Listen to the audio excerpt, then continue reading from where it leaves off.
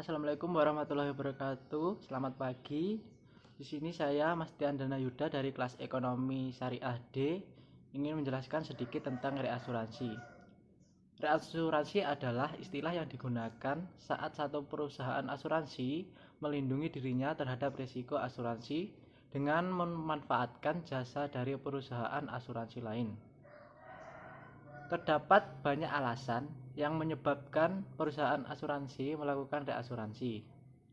Pembagian atau penyebaran risiko adalah salah satu alasan reasuransi. Jenis-jenis reasuransi. Jenis-jenis reasuransi terbagi menjadi dua, yaitu reasuransi proporsional dan reasuransi non-proporsional. Reasuransi proporsional adalah reasuransi di mana perusahaan reasuransi mengambil alih risiko klaim secara proporsional berdasarkan klaimnya. Sedangkan untuk reasuransi non-proporsional, perusahaan reasuransi akan menanggung klaim di atas batas maksimal yang dapat ditanggungnya. Selanjutnya, keterangan mengenai kontrak asuransi. Kontrak asuransi dan reasuransi masing-masing terpisah. Antara tertanggung dengan reasuradur tidak terdapat jalur komunikasi. Kontrak yang disepakati antara perusahaan asuransi dengan reasuradur adalah di luar wewenang tertanggung. Dalam perusahaan asuransi, dalam tanda petik bangkrut, pertanggung tidak berhak untuk menarik uang yang merupakan kewajiban reasuransi.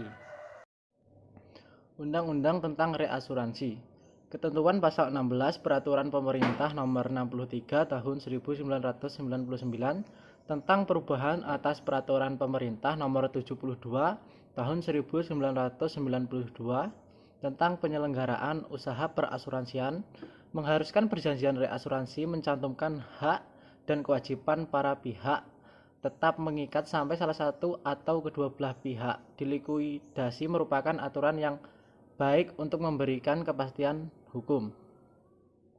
Pada pasal 23 Peraturan Pemerintah Nomor 63 Tahun 1999, perusahaan reasuransi dilarang melakukan tindakan yang dapat memperlambat penyelesaian klaim.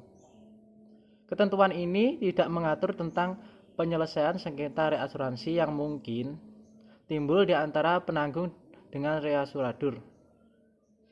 Hal ini berarti menyerahkan sepenuhnya kepada pelaku usaha terkait untuk menyikapi keadaan tersebut. Karena sifat perjanjian reasuransi dengan pihak luar negeri merupakan kontrak internasional, penyelesaian perselisihan dapat mengacu kepada hukum perdata internasional.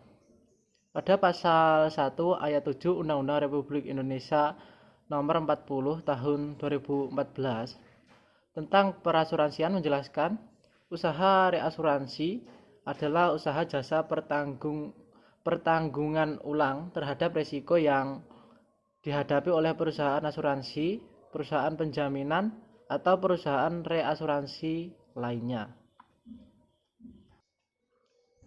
Kritik tokoh tentang reasuransi.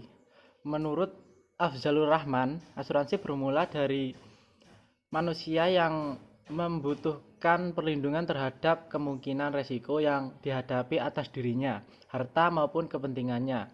Hanya saja sejak kapan, bagaimana, dan oleh siapa asuransi itu dimulai masih merupakan teka-teki yang perlu dicari jawabannya. Namun, menurut Muhammad Sayyid Al-Dasuki, peraturan yang mengatur tentang perasuransian pertama kali muncul di Spanyol dan Portugal pada abad ke-15 Masehi. Peraturan perasuransian ini dikenal dengan sebutan Peraturan Barcelona yang disahkan pada tahun 1436, 1458, 1461, dan 1484. Pada tahun-tahun itu terjadi perkembangan peraturan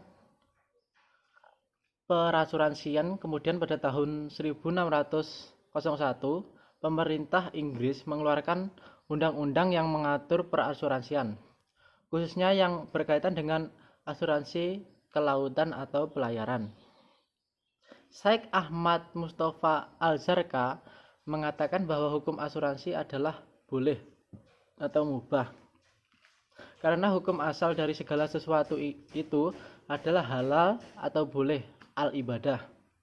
Di samping juga syarak tidak hanya membatasi pada akad klasik yang sudah diketahui saja, dan juga tidak melarang adanya bentuk akad baru yang muncul kemudian sesuai kebutuhan zaman selama tidak bertentangan dengan aturan akad syariah dan syarat-syaratnya secara umum. Di samping juga karena adanya kesesuaian antara akad asuransi dengan akad-akad muamalah yang berkembang pada masa pra-Islam yang diakui kebolehannya oleh syariah, seperti akad muamalah, nizam aqilah dan lain-lain. Sekian penjelasan dari saya. Wassalamualaikum warahmatullahi wabarakatuh.